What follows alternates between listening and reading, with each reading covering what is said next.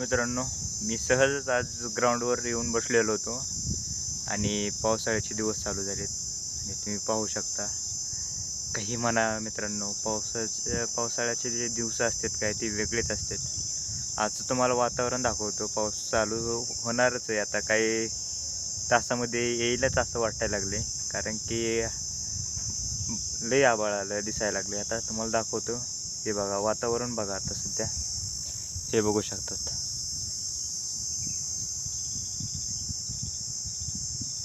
ह्या ठिकाणी जर मी गावाकडे असतो तर खूपच आनंद झाला असता. कारण की शेतामध्ये जे वातावरण असतं ते वेगळंच असते.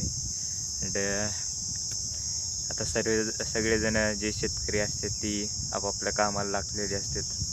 कारण की पेरणीचे दिवस आहेत आणि मित्रांनो वातावरण बघू शकता. आता सध्या तर ग्राउंडवर कोणच नाही आणि थेंब पण सुटायला लागले. एक एक थेंब येतच आहे आणि वातावरण बघू शकता.